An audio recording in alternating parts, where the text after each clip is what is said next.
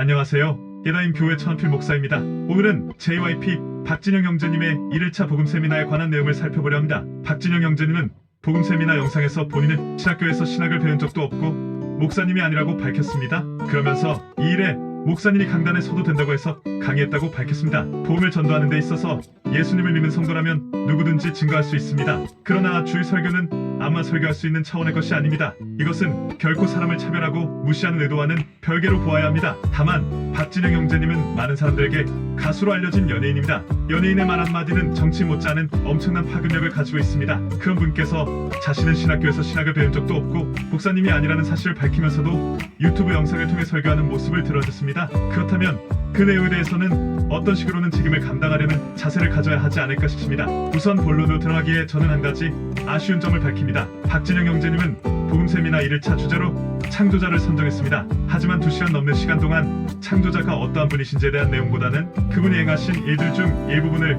유대인의 역사와 연결해서 설명하고 했습니다. 물론 박진영 형제님 본인도 서두에 밝힌 것처럼 신학교에서 신학을 제대로 배운 적 없고 목사님도 아니고 성경에 대한 전체적인 맥락을 아직 제대로 정립하지 못해서 그런 것이라고 이해하겠습니다. 그래서 저는 박진영 형제님께서 사도신경에 대한 내용부터 차분히 배워갈 수 있기를 권면합니다. 박진영 형제님은 1일차 세미나 서두에 요한복음 8장 30절을 먼저 언급하셨습니다. 영어 성경으로 Truth shall make you free를 언급하셨습니다. 이것을 가지고 박진영 형제님은 진리를 팩트로 이해할 수 있다고 생각한 듯합니다. 그래서 팩트를 정확히 알면 자유로워진다고 해석한 거겠지요. 이것을 토대로 박진영 형제님은 신학하기는 없지만 자유로웠다고 밝혔습니다. 자신은 자유로워진 사람으로서 어떻게 자유로워졌는지를 소개하고자 강단에 섰다고 밝혔습니다. 그런데 말입니다.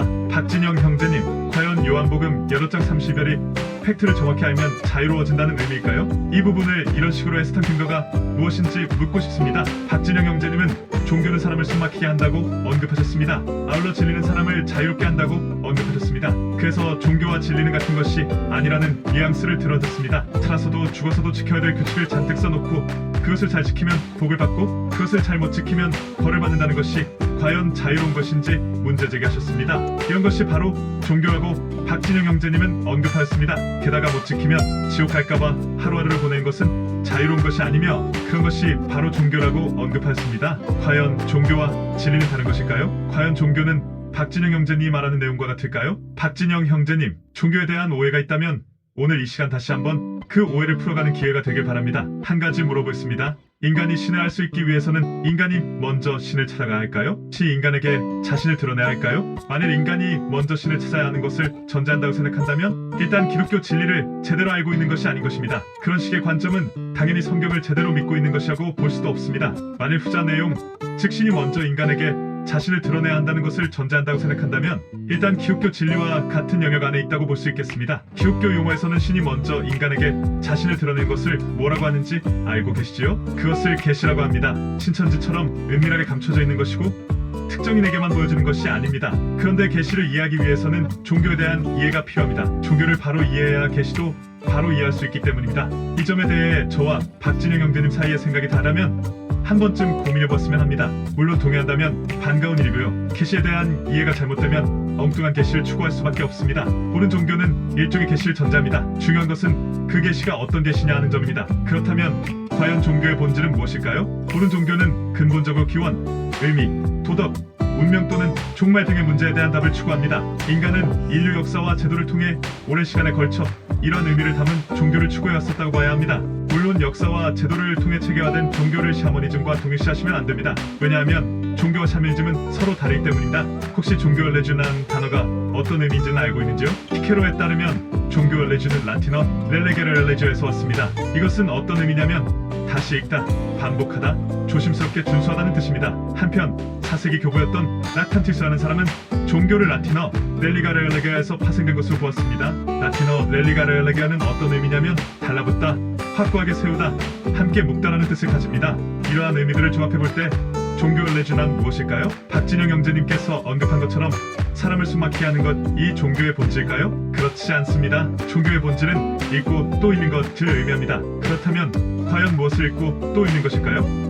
그것은 바로 경전입니다. 그럼 경전이란 무엇일까요? 종교에 변하지 않는 법과 도리 또는 그런 말을 했던 성현실 젠들의 말과 행실 그리고 진리와 진리의 체계를 적은 책을 말합니다. 쉽게 말하자면 경전은 신의 계시를 기록한 것을 의미합니다.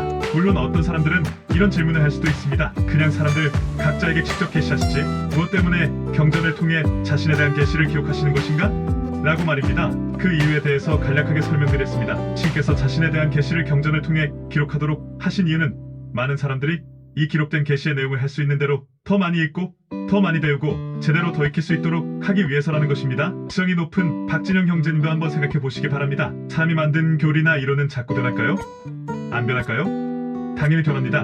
음악도 원곡만 있는 게 아니라 시간이 흐르면서 편곡이 하는 게 생깁니다. 하나의 종류의 음악만 있지 않습니다. 그리고 원곡자 본인조차 시간이 한참 흐른 뒤에 처음 만든 그 원곡이 마음에 들지 않아 본인 스스로 편곡을 하거나 과감하게 그 원곡을 바꿀 수도 있습니다. 박진영 형제님은 종교는 사람을 숨막히게 하지만 진리는 사람을 자유롭게 한다고 언급했었습니다. 그러나 여러 많은 종교에서 심지어 같은 61권 성경을 믿고 있다고 하는 사람들 안에서도 진리를 이야기한다지만 자꾸 고치고 또 고치며 변개하기도 합니다. 그리고 시간이 흐르면서 또 바뀔 수도 있다고 합니다. 그리고 그것이 그리 중요한 게 아니라고 생각하는 사람들도 있습니다. 그러나 이렇게 되면 종교의 본질에서부터 벗어난 사람의 이론이나 철학에 불과한 것이 될 수밖에 없습니다. 아울러 신의 계시를 기록한 경전의 권위와 가치를 기본적으로 무시하는 것이라고 볼 수 있지 않을까요? 종교의 본질은 글로 기록하게 하신 신의 계시를 사람들에게 감추거나 모르게 하는 것이 아니라 한 사람이라도 더 알 수 있도록 드러내려는데 그 목적이 있는 것입니다. 박진영 형제님은 이 부분에 동의하신지요?